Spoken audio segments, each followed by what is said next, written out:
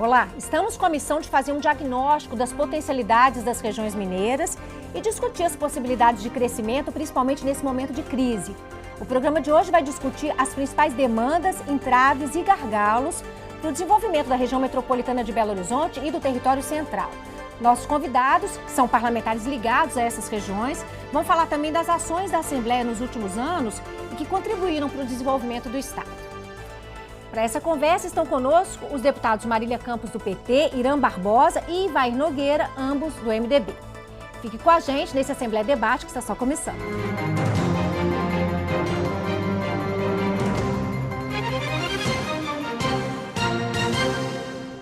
Primeiro, agradecer a presença dos parlamentares com a gente. Muito obrigada pela presença. Espero que esse debate, assim, pelo menos explique para as pessoas que estão em casa como que é possível a gente desenvolver a região, principalmente a região metropolitana de Belo Horizonte, nesse momento de crise econômica.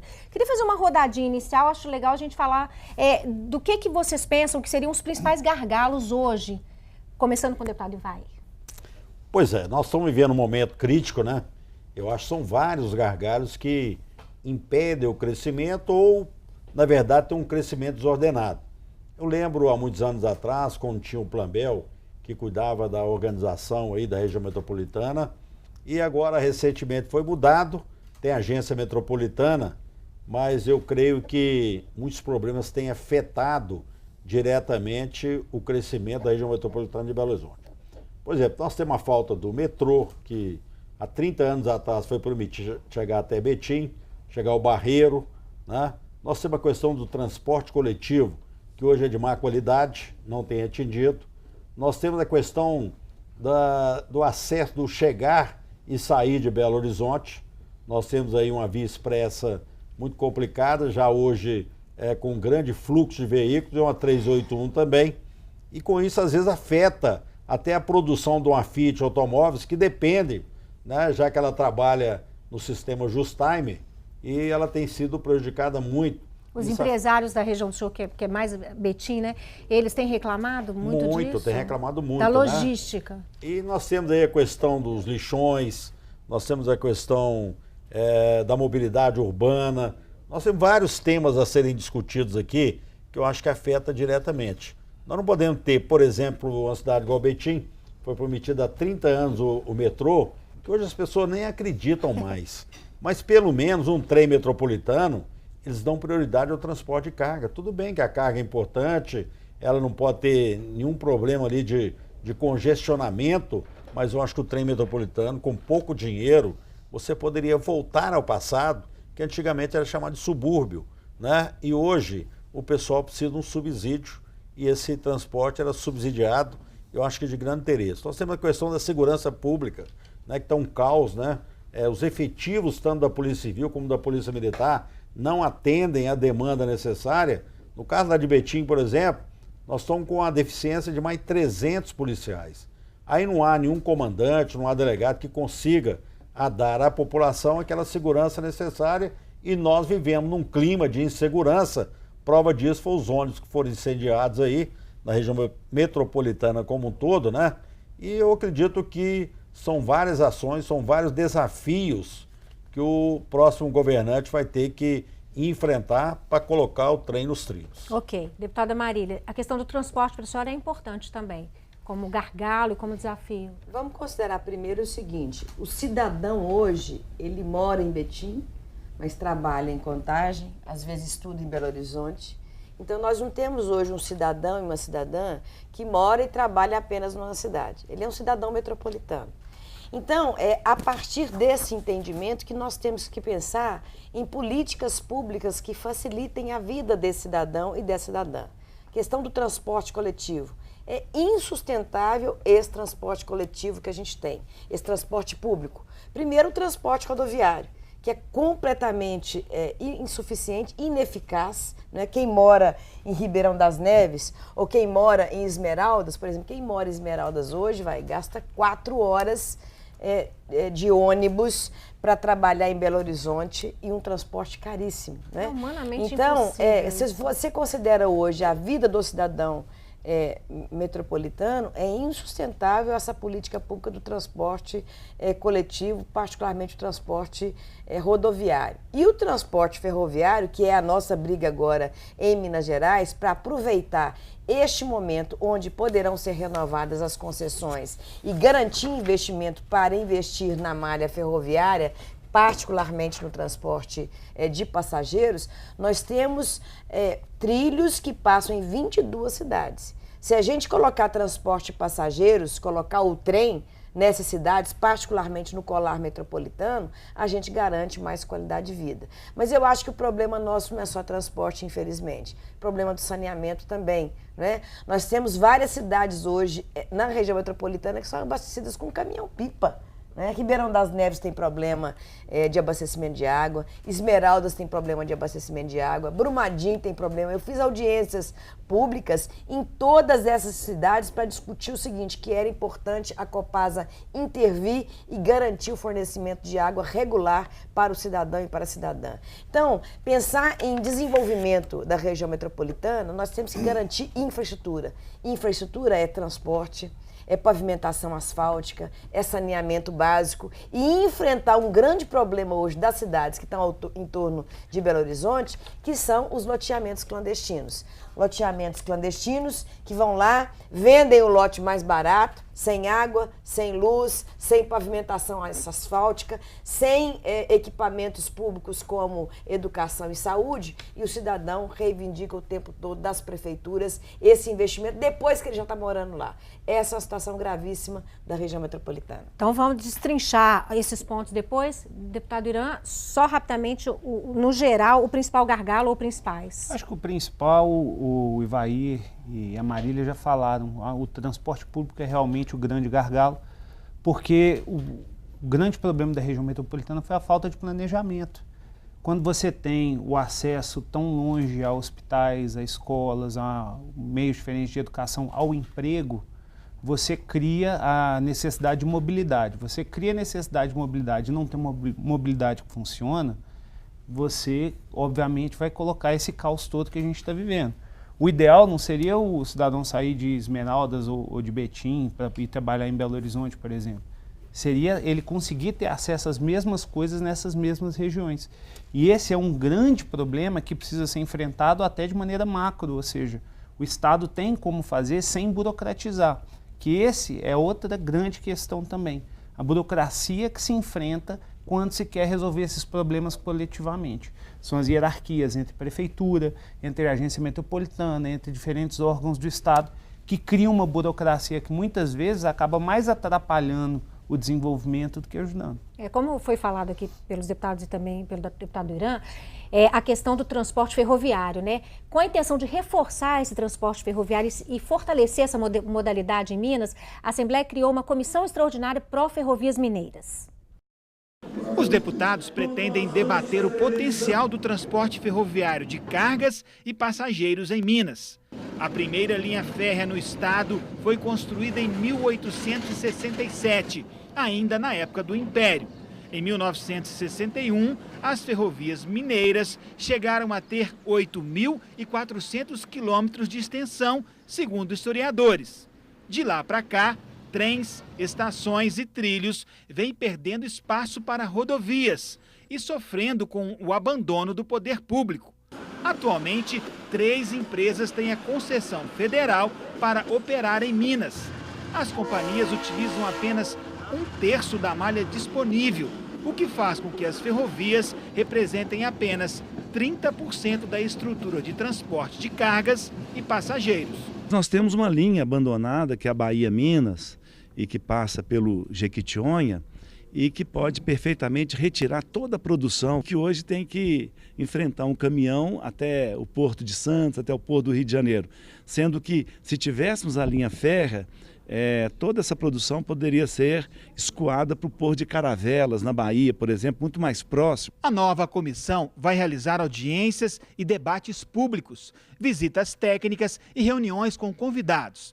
Temas como a importância da ampliação das ferrovias no estado farão parte das discussões. Uma lei federal aprovada no ano passado é vista como uma oportunidade pelos deputados.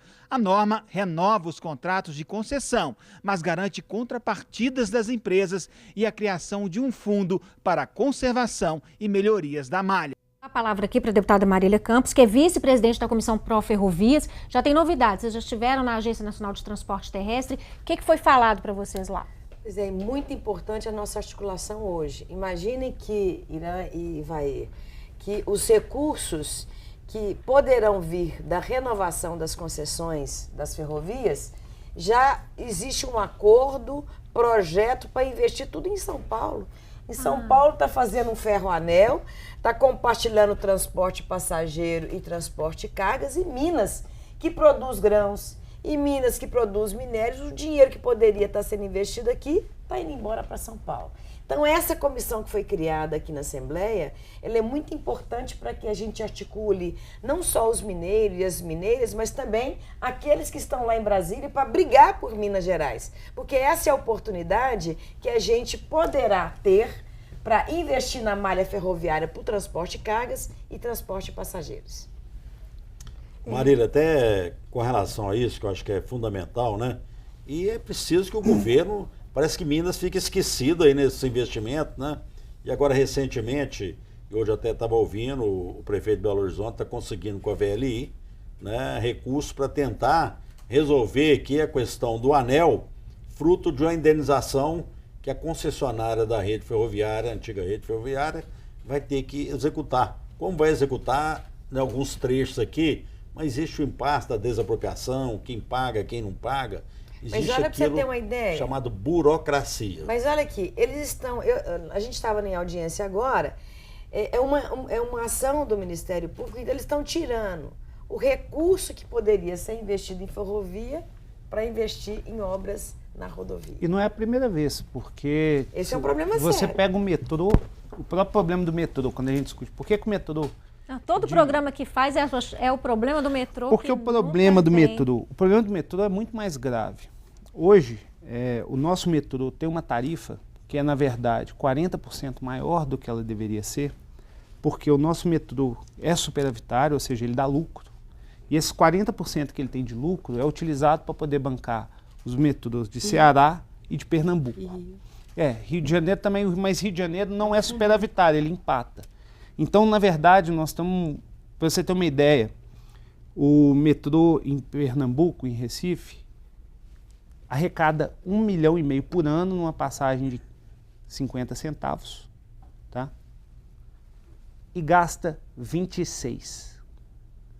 No Ceará, ele arrecada 1,2 milhão por ano e gasta 53. E aí a gente pega o dinheiro do nosso metrô todos os dias e coloca para lá. As linhas de lá são ampliadas, as nossas não. O mesmo processo que a Marília está falando, de que sempre é o seguinte, a nossa representatividade a nível federal falha um pouco nessas questões, principalmente na questão de mobilidade. Aliás, o Nordeste tem muito menor representatividade do que Minas Gerais, né? Consegue muito mais recursos. E eu que tem lá, por exemplo, você pega o metrô de Betim, que era a segunda etapa a ser realizada, e há 30 anos que não acontece, mas está aqui o Barreiro, que é com poucos recursos, e integrar o Barreiro até e acabar com a questão da mobilidade hoje, que afeta diretamente o chegar e sair de Belo Horizonte. Não, chega a ser irracional, porque integrar o Barreiro faz o metrô ser muito mais lucrativo. Verdade. E, nesse sentido, conseguir ter ainda mais dinheiro para expansão e para poder fazer expansão em todos os lugares. Não é lógico, porque os metrôs de São Paulo, de Belo Horizonte e Rio de Janeiro têm um custo tão alto para poder bancar outros metrôs. A mesma coisa, a Pró Ferrovias agora aqui na Assembleia tem atacado. Não faz sentido você pegar a maior malha ferroviária do Brasil e utilizar ela para bancar obras em outros locais. Haverá tempo hábil para conseguir resultados assim expressivos, já que a gente já está no final da legislatura, né? Já está no final do ano, as passando para o concessões não segundo foram semestre. renovadas, existe um processo. O processo de São Paulo já está mais adiantado porque foram feitas audiências públicas. Mas nós entramos na hora certa no sentido de Minas tem que ser ouvida, nós temos que promover as audiências aqui e nós queremos que os recursos sejam aplicados aqui. Essa questão, uma coisa é o metrô. Nós queremos mais investimento no metrô. Agora, enquanto o metrô não vem, nós queremos utilizar os trilhos que estão lá, prontos para ser colocado obedecer uma proporcionalidade, trem. né, Marília?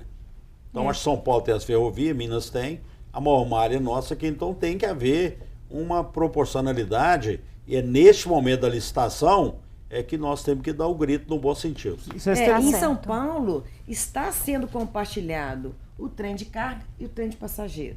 No Rio também tem o trem que opera. Só aqui na região metropolitana que não pode compartilhar. Em Minas Gerais nós não baratas, temos né, metrô, Marília? nós praticamente não temos metrô, nós não temos trem, é só rodoviário. Então nós precisamos avançar em Minas Gerais. E isso depende de quê? De articulação política. Bom, vamos só tocar o nosso barquinho aqui, que a gente tem outros desafios da região metropolitana, da região central, além da questão da logística, que é uma questão da segurança que tem afetado todas as regiões de Minas, e aqui também não é diferente. A gente quer mostrar agora uma reportagem que mostra que os moradores de Minas viveram momentos de terror com os ataques a ônibus recentes. Não sei se vocês vão lembrar, 26 cidades mineiras estavam na mira de ataques criminosos. O assunto é manchete em toda a imprensa. Foram mais de 40 só em Minas Gerais. Os alvos são principalmente ônibus, mas viaturas do sistema prisional também foram incendiadas. Nós não podemos conviver com atos de terrorismo. Ônibus parados, aí, incendiados, com passageiros. Então tem com certeza uma situação seríssima. Entre as cidades atingidas, a maioria do Triângulo e do sul do estado. Criminosos comandando dentro do sistema. O que aconteceu com o sistema em Minas Gerais? Minas Gerais está sendo o 14º estado do Brasil que está tendo ações como essa. Nós já tivemos em vários do Nordeste, tivemos no Sul, tivemos no Espírito Santo, tivemos em Santa Catarina. Bom, aí isso nos dá aí uma oportunidade de falar da questão de segurança. Esses ataques parece que ou foram pontuais ou não foram pontuais, existe essa discussão. Fato é que a segurança pública na região metropolitana de Belo Horizonte está deixando a desejar, as pessoas estão com medo, os assaltos aumentaram. Vamos discutir um pouquinho o que pode ser feito até para o próximo governo para tentar melhorar isso. Olha, na verdade, eu acho que o sistema está falido. Não é desse governo, é de vários governos que passaram por aí. Eu acho que o governo não consegue adimensionar, né, o número necessário em função de receita, em função de aposentadoria. Você fala o número de policiais adequado. Então, não tendo segurança, há uma facilidade. Antigamente ninguém ia para o interior de Minas. E hoje está havendo um aumento acentuado, né, principalmente no assalto a bancos e tudo. Mas eu acho que nós estamos com uma carência muito grande de uma polícia civil hoje que está deixando a desejar, porque está, de uma certa forma, esfacelada. A polícia civil hoje está precisando de... Né? E uma polícia militar que depende de um aumento do contingente policial e que não consegue, porque quando você consegue fazer um concurso, a maioria já aposentou, então aquilo é só enxugando gelo, né? Então nós estamos vivendo, principalmente na região metropolitana de Belo Horizonte, um clima de insegurança, apesar que algumas autoridades falam que tem melhorado, mas eu na minha cidade de Betim eu não vejo isso não. Eu vejo que tem aumentado, né? E isso traz até uma preocupação muito grande até quanto aos investidores. Quando você vai medir pelo aumento da violência, você acaba afastando muitos investidores de irem para uma determinada cidade. Tá. Eu acho que, bem rapidamente, no Brasil e em Minas, se investiga muito pouco, então não se sabe qual que é a causa. Estavam queimando ônibus para quê?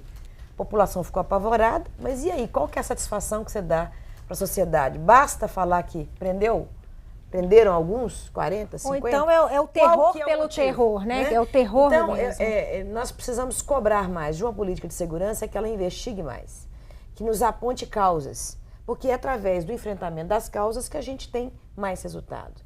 Então, nós investigamos pouco, nós encarceramos muito e às vezes encarcera as pessoas por um determinado tempo, muito mais tempo, sem julgamento, né? Tá lá o sistema prisional lotado. em péssimas condições de tratamento, de recuperação daquelas pessoas que estão lá, né? E uma população que hoje prefere ficar dentro de casa do que andar pelas ruas. Porque também não tem políticas sociais voltadas, né? Isso. Então, e além essa questão é importante, a gente tem uma população que fica dentro de casa e quanto mais fica dentro de casa, mais as cidades ficam inseguras. É aquela história, né? Quando a população ocupa um espaço público, ele fica mais seguro. Com essa crise, houve redução nos investimentos de ações sociais. E com a crise, só complementar, e com a crise ainda agravada do sistema, porque o sistema de defesa não pode ser apenas reprimir, investigar e encarcerar. Tem que ter políticas de prevenção, né, que garanta mais oportunidades, por exemplo, para a juventude. Né? Então, como as políticas hoje sociais, nós temos uma diminuição de recursos e as políticas sociais estão sendo dizimadas, então nós temos um problema agravado, que é o problema da violência e o medo da população, dos investidores, no sentido de garantir uma vida mais tranquila nas nossas cidades. Olha, antes de tudo, eu separo de maneira muito drástica o que aconteceu da questão dos ônibus com a questão da violência. A violência em Minas Gerais caiu, cerca de 12% dos crimes violentos. Em Belo Horizonte, essa queda foi de 19%, quase 20%. E por que não se percebe? Porque a sensação de insegurança, sensação de insegurança, ela entra também da forma como o crime acontece. Por exemplo, você pegar e incendiar ônibus é uma coisa que não afeta uma pessoa. Uma pessoa ser assaltada é um crime violento. Você incendiar um ônibus é um crime contra 50, 100, 200 pessoas que vão ficar. Isso aumenta drasticamente a sensação de insegurança. E é por isso que o crime organizado usa esse método. Porque esse é um método muito parecido com o terrorismo.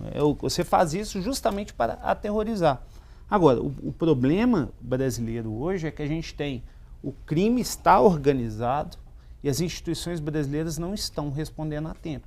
Não respondem por quê? Porque não existe fora do Brasil, não existe nenhum outro país, e aí eu falo do menos evoluído ao mais. Não existe nenhum outro país onde a instância que previne o crime não pode operar as próprias leis criminais. Então, quem faz lei criminal no Brasil hoje, penal? Governo federal. Quem opera o sistema de segurança? O Estado. O Estado. Isso não existe. Em qualquer outro país, pega os Estados Unidos, por exemplo. Às vezes o município. Existem leis penais municipais porque lá tem polícia municipal. Até concordo com você quando você fala aí que às vezes a sensação na questão de homicídio pode ter diminuído. Mas nos outros itens eu sinto que tem aumentado, principalmente na região metropolitana. E aí eu vou te dizer por quê. Porque as pessoas hoje também perderam aquela crença de ir lá fazer uma ocorrência, não vai, então a sensação aumenta. Claro que quando você fala aí que ocorre um incêndio no ônibus, isso aí dá uma dimensão que pode aferir os resultados e passar uma impressão diferenciada. Mas eu acho que aí não é culpa do governo do Estado, é culpa de todo, que a segurança é dever de todos. Eu acho que o governo federal deixa de investir, o governo do Estado também não tem investido à altura, até porque nós estamos vivendo uma crise econômica das mais graves que nós já vivemos em toda a história, e o município às vezes tem uma guarda municipal que está lá atendendo, mas que não pode ser armada, né, que até hoje não se definiu. Por isso que quando a gente fala no PDDI, que é o Plano, né, Diretor de Desenvolvimento Integrado, eu acho que isso aí é fundamental. Né? Apesar de existir no meio do caminho essa burocracia, e eu cito até um exemplo aqui, até mudando um pouquinho o tema aqui, olha, não adianta. Alguns empresários fugiram de Minas Gerais, porque quando vinha aprovar um projeto aqui, eu vou te dar um exemplo tácito, lá de Betim, a MRV fez um grande empreendimento lá, que na minha opinião tinha que ser aprovado assim, rapidamente. Ela fez um distrito industrial para atrair empresa, ali era reconstruir, se o cara quisesse alugar uma menor, maior, ela demorou simplesmente 12 anos para aprovar um projeto, porque a burocracia é um negócio incalculável. Hoje nós aprovamos anteriormente, né, uma parceria com o governo, através de um convênio, que habilitou os municípios que estão devidamente preparados lá na classe 4 e agora recentemente nós entramos com um projeto, né, Marília? Está tendo a ser revisionado, para tornar o decreto em lei aqui para abranger a classe 5. Claro que nós estamos dando aos municípios uma condição, uma autonomia, para que eles possam também licenciar, mas tem que ter responsabilidade. Mas a burocracia está parando aí. Então, se não houver uma integração, nós vamos ter muita dificuldade de buscar o desenvolvimento econômico para a nossa região. Só voltar ao assunto de uma coisa que você falou, Ivan. A sensação de insegurança contribui muito para a questão dos crimes não violentos, tá? Furtos, principalmente. Acho que furto é o que mais atinge a população. Por quê?